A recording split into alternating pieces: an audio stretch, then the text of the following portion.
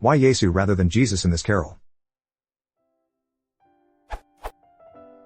Why does this bit of O come, all ye faithful use Jesu rather than Jesus?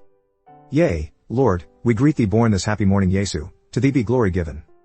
Am I right in my thinking that Jesus is a Latinized form of Yeshua, and that Jesu is the vocative? It certainly does seem to turn up in a vocative context in other hymns etc. Jesu, joy of man's desiring, Jesu, the very thought of thee. And I'm guessing we use Jesus as a throwback to the Vulgate? P.S. Happy Christmas, sotto voce, till this gets edited out.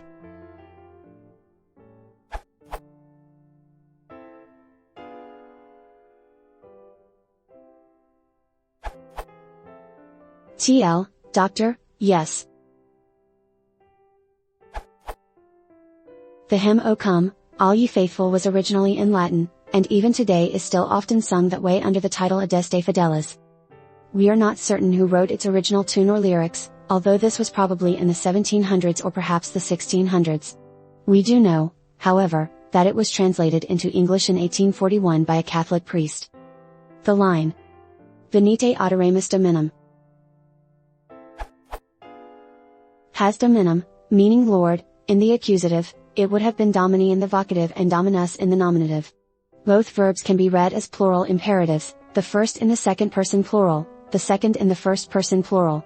Hence the familiar translation. O come let us adore him, Christ the Lord. The verse you mention.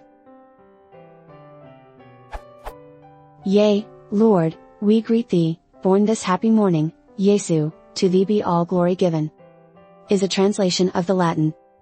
Ergo qui natus die odierna. Jesu, tibi sit gloria. Latin used Jesus in the nominative, Jesum in the accusative, and Jesu for everything else, notably including the vocative. This is highly irregular for Latin declensions, where it fits nicely in no declension in particular, although it tends to be attributed to the fourth, not the second. It really doesn't matter, though, what declension it's considered so long as all the forms are known, and the gender, since that's needed for adjectival concordance. It has all those funny forms in Latin because it was borrowed from the Greek, where if you transliterate the declined Greek forms into Latin, you'll see why it's done that way. Those funny Latin forms were even copied into the German declensions, where again it sticks out like a sore thumb from the normal scheme of things.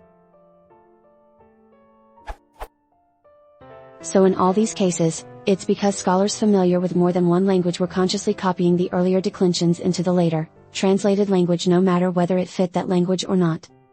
It's like how we still sometimes use a few Latin plurals in English, or the Rex Regina distinction.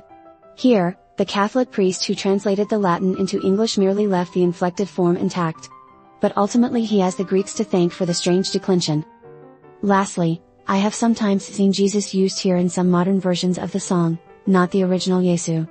I cannot say whether this is an intentional updating or not, however, the rest is unchanged.